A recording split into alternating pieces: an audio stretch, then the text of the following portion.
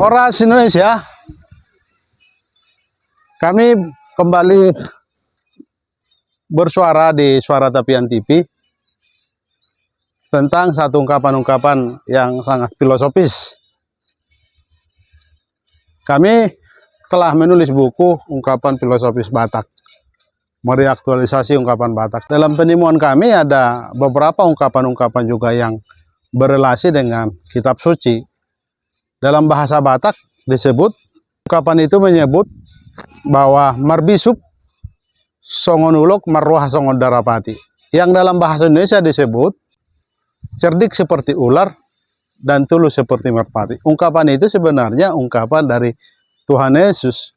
Konteksnya di masa itu bagaimana umat Kristen, pengikut Yesus, untuk mereka tahu diri. Konteksnya dan teks itu ditulis harus juga diketahui bahwa memang mereka dikejar-kejar, mengalami penderitaan, mengalami kesulitan. Jadi harus hati-hati agar jangan mati konyol, jangan mati sia-sia.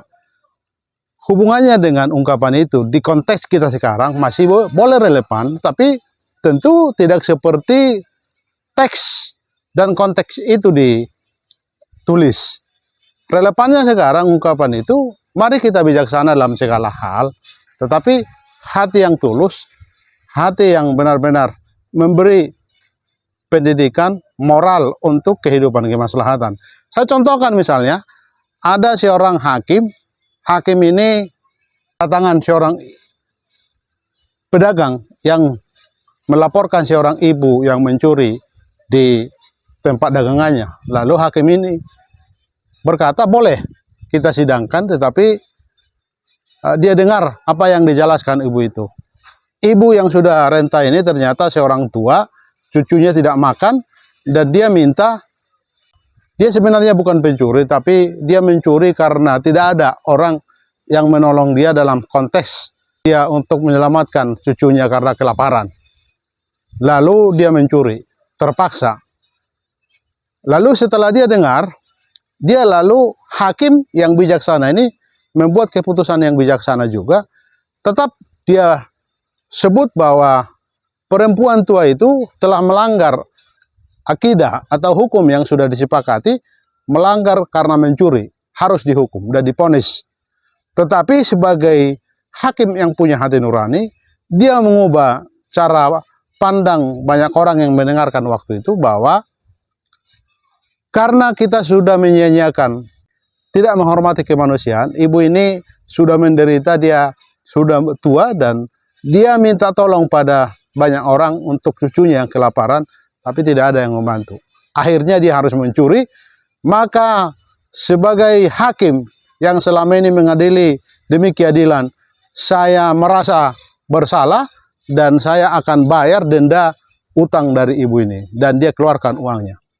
Dan pedagang itu pun merasa bahwa dia merasa juga bersalah karena ternyata faktanya demikian. Ibu itu tidak ingin mencuri, tapi karena terpaksa, keadaan yang membuat begitu. Lalu si pedagang ini juga memberi uangnya, dan para penonton atau yang mendengarkan acara pengadilan itu dan juga memberi uang untuk ibu itu.